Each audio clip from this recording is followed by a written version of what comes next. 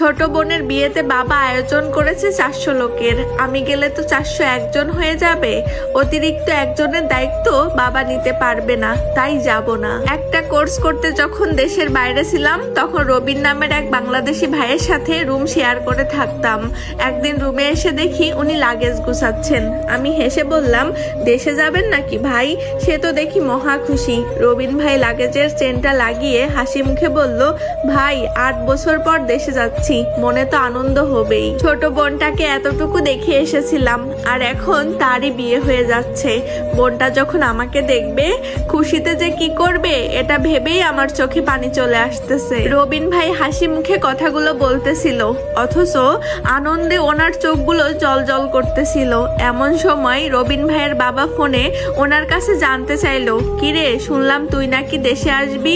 রবিন ভাই হাসি মুখে ওনার বাবাকে জানালো, হ্যাঁ বাবা আসবো, ছোট বোনের বিয়ে, বড় ভাই কিনা এসে পারে। অপর প্রান্ত থেকে ওনার বাবা বললেন, তোর শুধু শুধু এত টাকা খরচ করে আসতে হবে না, বিয়ে ঘরোয়া ভাবেই হবে। তাছাড়া নতুন জমি কিনেছি, টাকা পয়সার একটা বিষয় আছে না, তাই আসার দরকার নেই।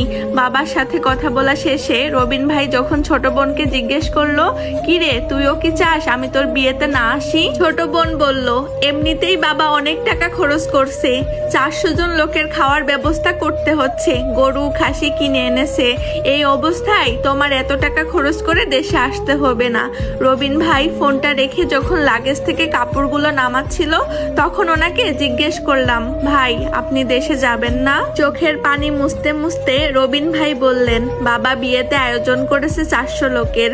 আমি গেলে তো 401 জন হয়ে যাবে।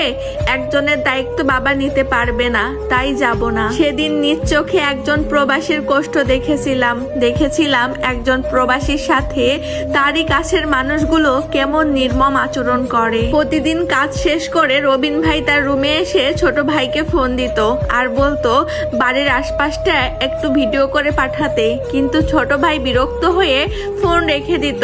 অথচ সেই ছোট ভাইকে কয়েকদিন আগেই বাইক কেনার জন্য টাকা পাঠিয়েছে। আমি যখন নতুন আইফোন কিনলাম তখন উনি আইফোনটা হাতে নিয়ে বললেন, এটাই তাহলে আইফোন যার জন্য মানুষ এত পাগল? আমি বললাম, আপনিও তো একটা ফোন কিনতে পারেন, কি একটা ফোন ব্যবহার করেন অর্ধেক ভাঙা? উনি হেসে বললেন, কিনবো একটা আইফোন ছোট বোনের জামাইয়ের জন্য। আমি ওনার দিকে তাকিয়ে মনে মনে ভাবতে লাগলাম, সব প্রবাসীরাই কি এমন হয় যারা নিজের জন্য একটুও ভাবেন না? প্রতিদিন রাতে রবিন ভাই খুব কাশতেন।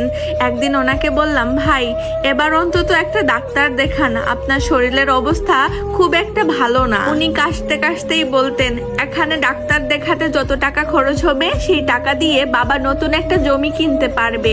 আমি রেগে বলতাম, তাই বলে নিজের জন্য কিছুই করবেন না? উনি হেসে বলতেন, কয়েকদিন পর ডাক্তার দেখাবো, আসলে ছোট ভাইটা নতুন ব্যবসা করবে, তার জন্য আলাদা টাকা পাঠাতে হবে। এই অসুস্থতার কারণেই রবিন ভাই একদিন হুট করেই পরপারে পাড়ি জমান। ফোনে যখন ওনার বাবাকে বিষয়টা জানালাম তখন উনি খুবই কান্না করতেছিলেন। কিন্তু যখন বললাম আমি লাশ পাঠানোর ব্যবস্থা করতেছি, কিন্তু লাশ দেশে পাঠাতে হলে 2.5 লাখ টাকার মতো লাগবে, আপনারা টাকার ব্যবস্থা করুন, তখন ওনার গলার স্বর পাল্টে গেল। উনি আমতা আমতা করে বললেন, এত টাকা? যে ছেলে জীবিত থাকতেই দেশে আসতে পারলো না, তার লাশ দেশে এনে কি করব? তোমরা ওখানেই কিছু একটা ব্যবস্থা করে ফেলো। শেষবারের মতো ভিডিও কলে আমার ছেলেটার মুখটা একটু দেখাও তো। আমার তখন ইচ্ছে করতেছিল ওনার মুখে থুতু মারি, যে কিনা নিজের সন্তানকে টাকা বানানোর মেশিন ছাড়া কিছুই ভাবতো না। এরপর ছোট ভাইকে যখন ফোনে বললাম, তোমার ভাই তো তোমার জন্য কত কিছু করেছে, তুমি না হয় একটু লাশটা নিয়ে যাওয়ার ব্যবস্থা করো। ছোট ভাই তখন উত্তর দিল, ভাই নাকি তার জন্য কোনো কিছুই করেনি। এরকম উত্তর ছোট বোনও দিল। অথচ এই ভাই বোনের সকল শখ আহ্লাদ বড় ভাই বিদেশ কামলা খেটে পূরণ করেছে। চোখের সামনে একটা মানুষের লাশ পড়ে আছে, অথচ আমার মনে হচ্ছে এটা মানুষের লাশ নয়, এটা একটা টাকার মেশিন যেটা অচল হয়ে গেছে, এখন কারোরই চাহিদা নেই। এটা একটা হতভাগা প্রবাসী ভাইয়ের স্টোরি।